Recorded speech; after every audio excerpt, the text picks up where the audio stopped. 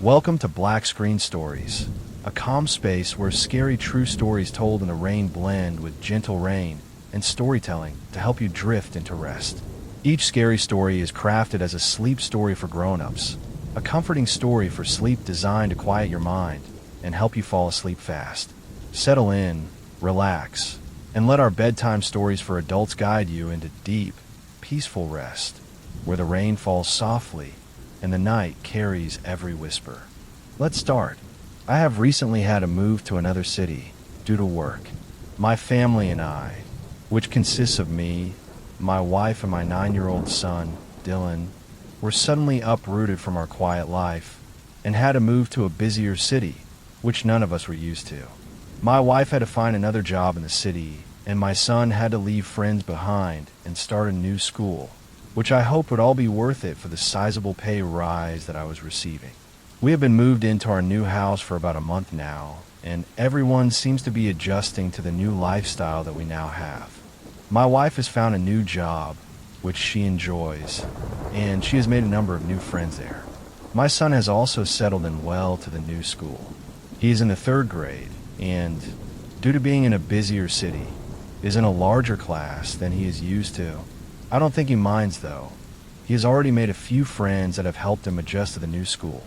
His teacher, Mrs. Wagner, was a younger woman, around 30, who Dylan seemed to really like. He would always come home and tell me and my wife all about the fun he had at school and the fun lessons that Mrs. Wagner would teach. I had only met her the once when I dropped Dylan off at school on the first day, and as far as I could tell, she was a very nice lady. Every night, Dylan would come home with different homework that he would have to complete before school the next day. I'm not a massive fan of homework, but it seemed like the homework that Mrs. Wagner always set was quite simple tasks that could easily be completed in a night. One night, Dylan had to ask a parent find out what their parents did for work and ask 3 questions about their job. And another night, he had to research their favorite animal and find out 3 interesting things about it. It was always simple tasks like that, or it was simple worksheets that Dylan could complete in half an hour or so.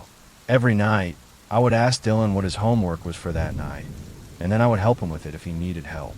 That's when I noticed the homework becoming a little bit strange. One night, in Dylan's 3rd week of being in the new class, he came home, looking upset.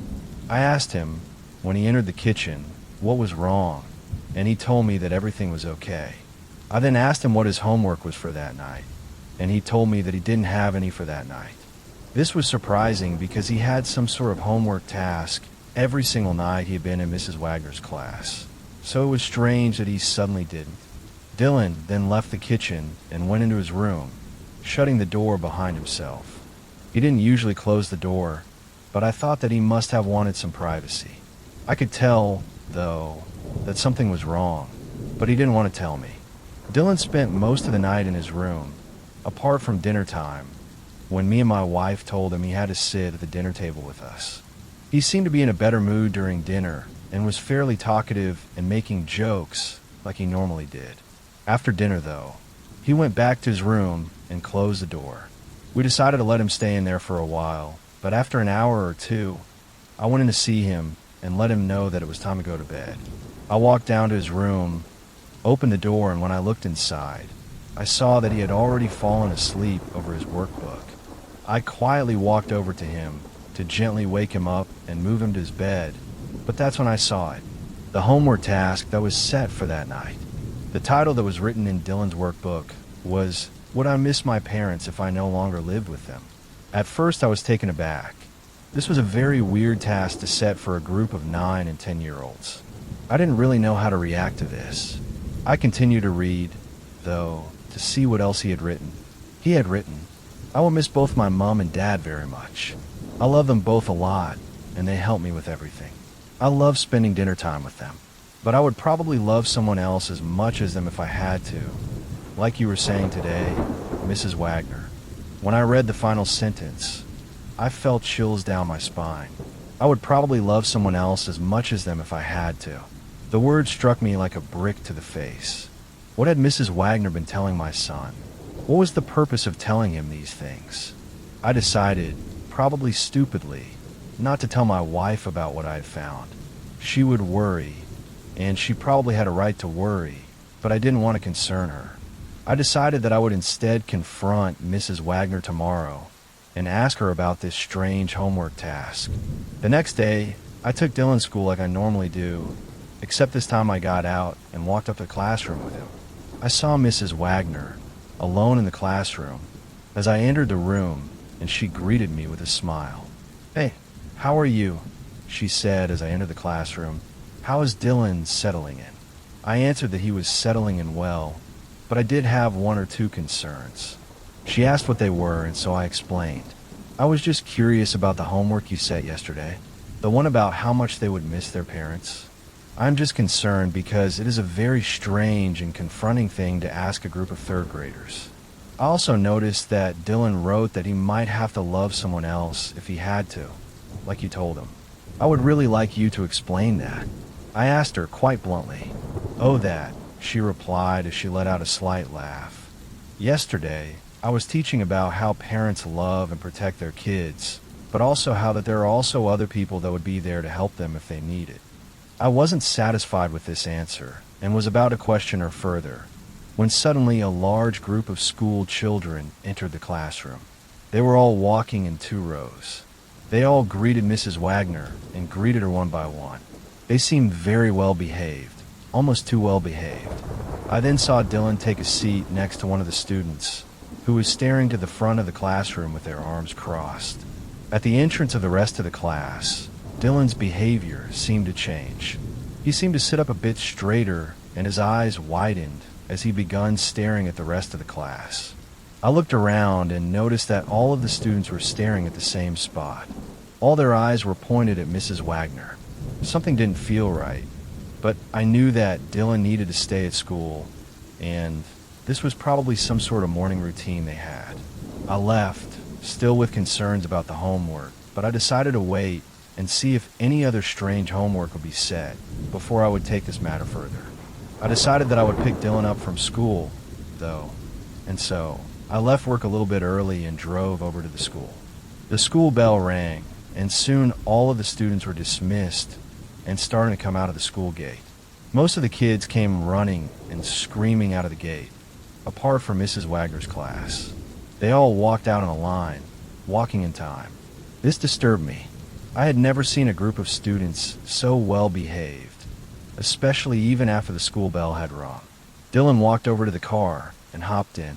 He didn't say anything and sat in his seat, staring straight forward. I asked him if he was okay, and he just replied with the word yes.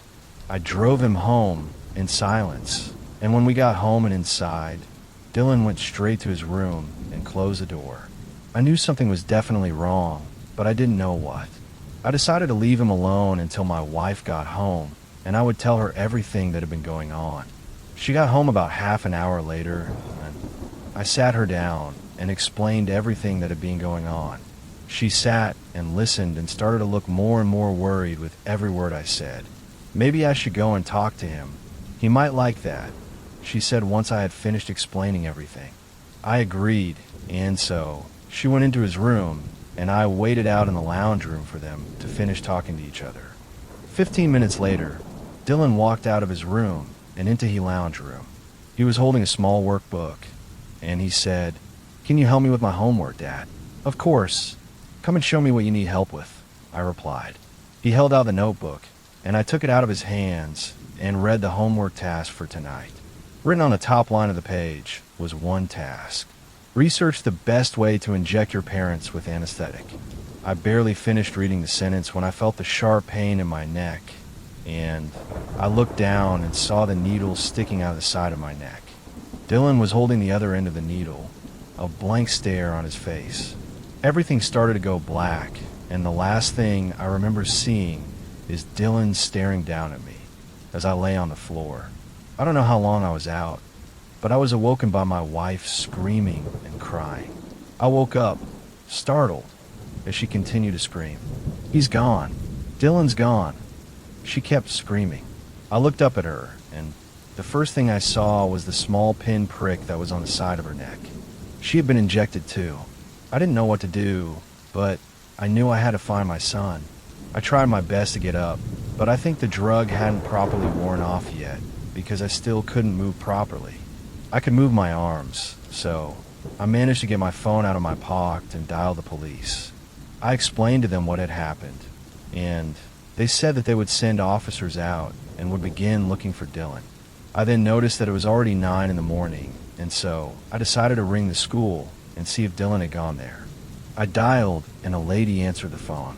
I asked if she had seen Dylan from Mrs. Wagner's class. "No, I am very sorry, but we haven't seen him today. In fact, we haven't seen anyone from Mrs. Wagner's class today. They are all absent," which is very odd because Mrs. Wagner hasn't shown up for work either today, the lady on the phone said. I hung up and sat in silence for a moment. My wife had heard what the lady said, so she also just sat there in total silence. That was all 3 weeks ago, and Dylan is still missing, along with Mrs. Wagner and the rest of his classmates. All the parents of the kids in Dylan's class have the same story. They were injected with something by their own children, and when they woke up, their child was gone. No one knows where they went, but we all had the same questions. Were they all together? Was Mrs. Wagner with them? Was this all planned? Why were all the students acting so strange in the day leading up to this? Were they hypnotized or drugged? Or maybe something even more sinister is happening? Thanks for listening to this chilling story. Remember, in real life, always trust your instincts and keep yourself and your loved ones safe. What do you think happened to Dylan and the class? Share your theories in the comments.